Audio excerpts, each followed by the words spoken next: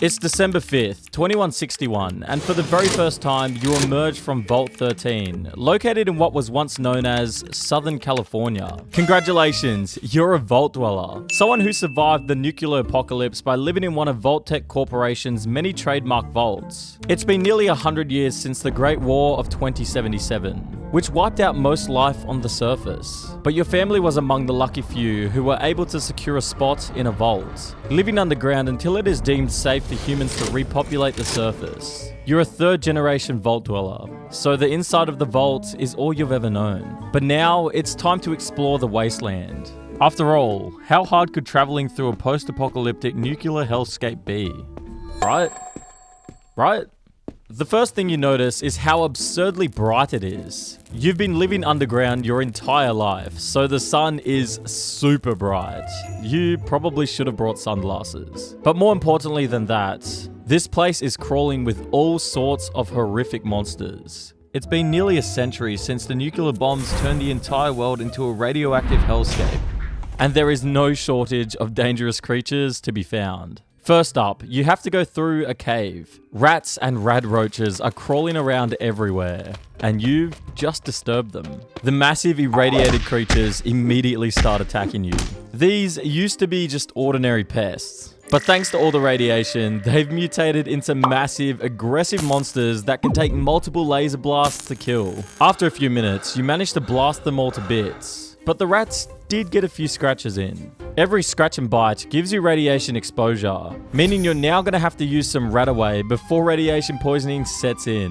What is Radaway, you might ask? Well, it's a pre-war consumable chemical solution that removes radiation particles from the user's system, used after radiation damage. I mean, sure, it doesn't sound super scientific, but do you want to die of radiation poisoning or not? And luckily for you, you also know exactly how much radiation damage you've taken thanks to your Pip-Boy, a clunky, wrist-mounted computer that every Vault Dweller receives. The Personal Information Processor, or PIP, was designed to be an all-in-one survival tool. It tracks your health, manages your inventory, displays maps, and most importantly, includes a Geiger counter that clicks ominously whenever you're absorbing radiation, which is gonna happen to you a lot. After all, this is a nuclear wasteland. The Pip-Boy is simultaneously both your most valuable possession and a constant reminder of how many ways the wasteland is trying to kill you. After barely surviving the first encounter with mutated wildlife, you stumble upon something you didn't even know existed: a settlement. Despite everything trying to kill them, humans have somehow managed to build communities throughout the wasteland. These aren't cities or even proper towns. They're improvised settlements built from scrap metal, pre-war debris,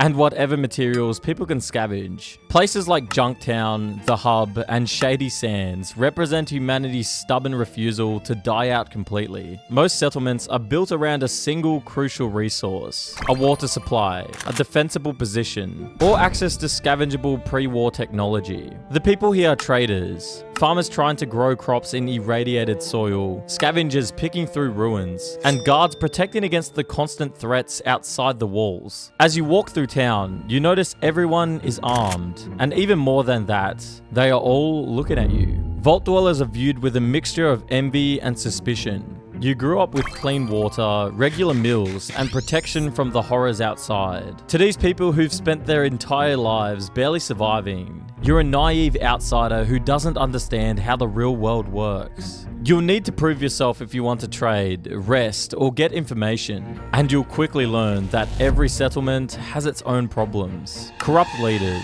raider threats, internal power struggles, and resource scarcity that can turn neighbors into enemies overnight. Another issue in the wasteland is food. Don't count on finding anything like you had at home in Vault 13. That's right, you're not going to find things like Instamash, Blamco mac and cheese, or even canned cram out in the wasteland. You might get lucky and come across some in an abandoned home that hasn't been entirely looted, but you're going to need to be prepared for a huge change to your diet. For your first meal, you scrape off some meat from the cave rats and rad roaches that you killed earlier. You can certainly eat it raw, but you decide it's best to roast it over a campfire to create some sort of jerky. It doesn't taste very good, but it's better than nothing. Hopefully you still have some Radaway, because eating too much irradiated meat will give you radiation poisoning. Some communities in the wasteland have small shops that you can buy food from. but don't count on gourmet delicacies. Think more along the lines of roasted iguana bits, which may or may not be actual iguana.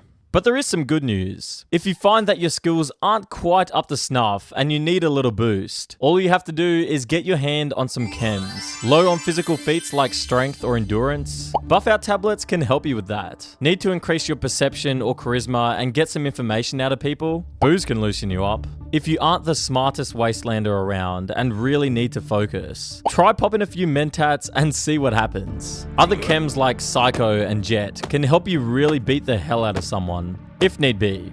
But just remember, these are highly addictive substances, and the come downs are brutal. When it comes to life in the Wasteland, irradiated vermin are just the beginning. Your first few months are spent finding out the hard way that the Wasteland is crawling with horrific mutants that make those rats look tame. Some of them evolved as a result of huge amounts of radiation floating around the atmosphere.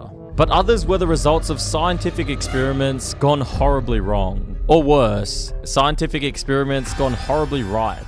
A settler in one town tells you that every region of the country is crawling with them. West Virginia is known for their mutant moths and mutant mole rats. Swampy regions are filled with creatures called gator claws, which are exactly what they sound like. The eastern seaboard features enormous irradiated crabs called mealurks. And then there are the scorch beasts, dragon-like creatures that terrorize Appalachia. But the apex predator of this new world order is the Deathclaw.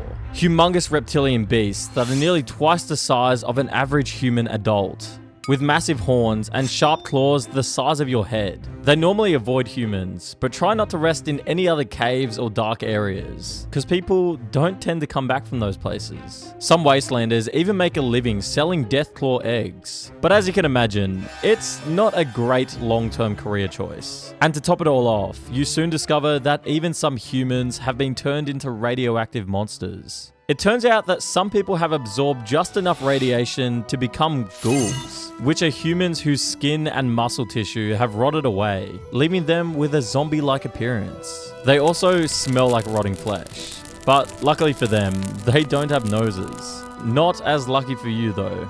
They also happen to be functionally immortal, with the exception of things like being shot in the face with a shotgun. Many people in the Wasteland are freaked out by non-feral ghouls and discriminate against them in ways that are cruel or downright hostile. Ghouls often group together in their own communities, such as in Necropolis, which is built on top of the post-war remains of nearby Bakersfield, California. Notice how I said non-feral ghouls. That's because prolonged radiation exposure, or even just the passage of time, can cause a ghoul to lose all higher brain function, turning them into mindless, aggressive creatures that attack anything living. These feral ghouls are fast, relentless, and feel no pain. They'll keep coming at you, even with missing limbs. They hang out in irradiated areas, drawn to the radiation like moths to a flame, making places like the Glow even more dangerous. The tragic part is that every non-feral ghoul lives with the knowledge that they could eventually lose their mind and become one of these monsters. There's no way to predict when or if it will happen, creating a constant existential dread among ghoul communities. One day you're talking to your neighbor,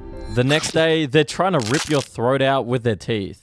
Elsewhere in the Wasteland, mad scientists working for the defense contractor Westtech were heading up experiments to create the Forced Evolutionary Virus, or FEV. FEV is a bioweapon that rewrites portions of the host's DNA to theoretically create a more superior specimen. Usually that means severe mental damage and godlike strength. Westtech was trying to help the United States government create an army of super soldiers to fight China before the war. But after the bombs fell, some of the super mutants got out. Now, in addition to everything else, you have to avoid these giant green dumb beasts. And they have horrible tempers. Speaking of Westtech, don't go exploring their old research facility in hopes of finding tech to fix your Vault's water chip. Your Pip-Boy shows that there was a Westtech research facility located nearby, but it was blown to smithereens during the Great War as China attempted to destroy all possible remnants of military research. It's best if you don't even go near the facility due to all the radiation floating around in the air. Not to worry, you'll know if you're nearby. not only will your Pip-Boy Geiger counter start ticking relentlessly, but the research facility was reduced to a huge crater that radiates a deep neon green glow. It's highly visible at night, even from far away distances. That's why they call it the glow, obviously. Feral ghouls love hanging out in and around the glow, feeding off the radiation in the atmosphere until they turn the same bright neon green color. If for whatever reason you simply must visit the glow, be sure to bring extremely high doses of Rad-X to prevent radiation absorption, and Radaway to remove radiation entirely. But really, it would be best if you just avoided this place altogether, and any places with a nuclear glow like it. You'd think that in a world this deadly, the remaining humans would band together for mutual survival. Well, you would be completely wrong. Post-apocalyptic humanity is just as divided and hostile as it was before the bombs fell. And unfortunately for you, as a Vault Dweller, you stand out immediately. And survival likely means you'll have to compromise your morals and join one of the Wasteland's many factions. For starters, we have arguably the flashiest faction of the group, the Brotherhood of Steel. The Brotherhood was formed right before the Great War by rogue US Army officials. Today, they aim to find and preserve all advanced pre-war technology, believing that wider humanity is incapable of using it without causing another apocalypse. They argue that only the Brotherhood can safely handle this tech, because they know how to use it best. At first, the Brotherhood did a lot of work after the war to help ordinary citizens survive the deadly wasteland. But after decades of being the only people with access to heavy artillery, vertibirds, and power armor, some of their members have become jerks and bullies. Is it worth it to hang out with these guys if they're harassing ordinary wastelanders for a few pieces of rad roach jerky? Well, that's for you to decide. Maybe you can work your way through the ranks and change the organization for the better. Or maybe you'll never make it past the rank of an initiate and won't get to wear a cool suit. But I guess at least you'll get to hang out with people wearing power armor. And if you're not a total jerk with no morals, there are plenty of raider groups for you to join. Raiders are really just bullies that pillage the spoils of anyone in their way for their own benefit. And after nearly a century in the post-apocalypse, you can imagine there are a lot of people willing to lie, cheat, steal, and murder in order to ensure their own survival. One of those groups is known as the Khans, a group that once lived in Vault 15 before it became too overcrowded. The Khans are very dangerous and probably won't let you just tag along. More likely, they'll capture and enslave you. So, raiders like the Khans and their descendants, the New Khans and the Great Khans, are probably worth avoiding entirely. There are also a lot of religious groups that you could join up with. There's your good old-fashioned Catholics and Mormons, sure. But if you want to add a little more spice to your religion, lots of communes have built their lives around brand new post-war religious figures. For example, in the capital Wasteland, there's a group called the Tree Minders that worship a tree named Harold. Okay, it's slightly less strange than it sounds. Harold is a former human and current FEV mutant that grew a tree out of his head. It eventually overtook his body and began growing into the ground. A wandering wastelander was amazed by Harold and dedicated his life to protecting him and aiding in his luscious growth. There's also a cult of the Mothman in Appalachia. These people worship a gigantic species of moth-like cryptids with enormous wings and glowing red eyes. They worship these bugs despite their tendency to kill humans, which is interesting to say the least. Or if you're really excited about what's happened to Earth after humans nuked it to hell and back, you'd get along well with the Church of the Children of Atom. These people worship Atom, a deity that personifies nuclear weapons, their detonation, and radiation. Yes, that's right. They like absorbing radiation. And they're all clearly dying of radiation poisoning. Rumor has it that they've secured a nuclear weapon all the way out in the capital Wasteland, which, well, hopefully that's not true, because these guys just love blowing up nukes. It's kind of their whole thing. As a lifelong naive Vault Dweller, you might be wondering who the hell is in charge around here, like a Karen looking for the manager at a McDonald's. With raiders, slavers, cannibals, murderers, religious cults, disease, monsters, and horrible, horrible, horrible food. You probably want to get in touch with the authorities.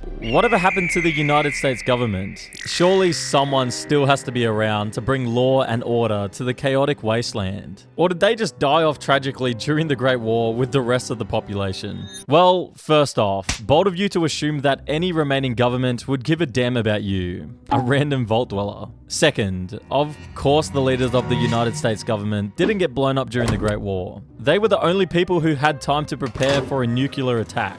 They have money and resources and bomb shelters galore. You'd think that would be good news, but it's actually just more bad news. The United States government does still exist as a group called the Enclave.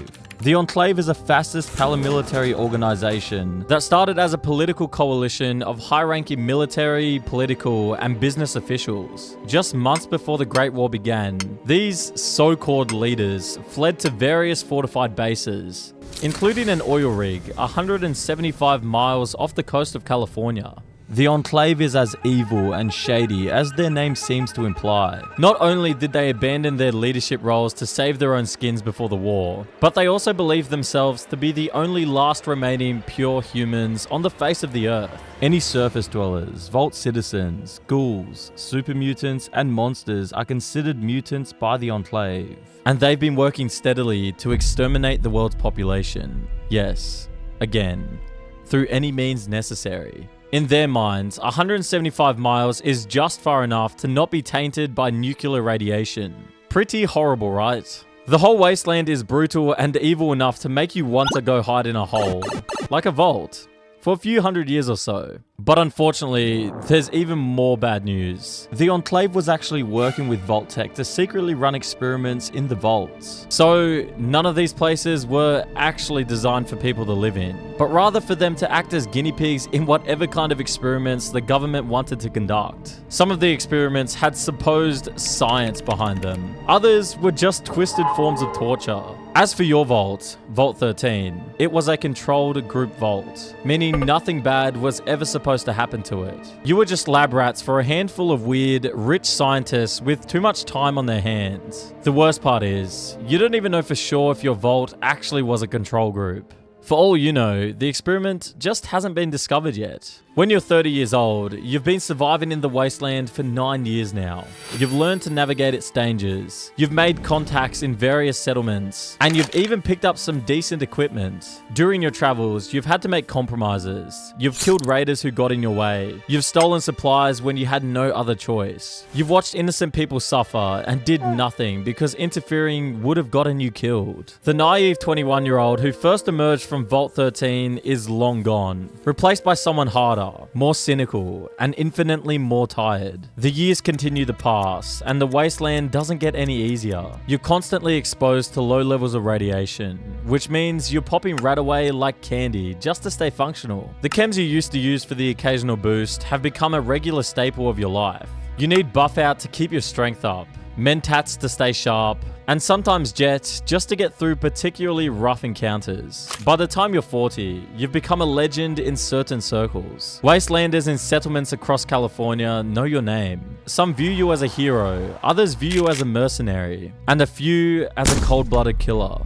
The truth is probably somewhere in between. You've saved communities from raider attacks, but you've also done things you're not proud of. You could go back to your vault, but you don't. The truth is, you can't go back. You've changed too much. You've seen too much. Done too much. The sterile, safe confines of Vault 13 would feel like a prison now. The bright-eyed 22-year-old they sent out into the wasteland died years ago. The person you've become would terrify them. You've become a creature of the wasteland, for better or worse. And whether you like it or not, all those years have finally caught up to you. After a routine job clearing out raiders from a settlement, you're struck by a few bullets. With your armor, that usually wouldn't be a problem. But the issue is that in the wasteland, the guns can get much bigger. Your body is looted for all your hard-earned possessions, and Vault 13 will never know what happened to you. To them, you're just another dweller who went out into the wasteland and never came back. Just another reminder of why you don't leave the vault. But you know the truth. You lived. For 19 years in the wasteland, against all odds, you lived. And in a world like this, that's worth something.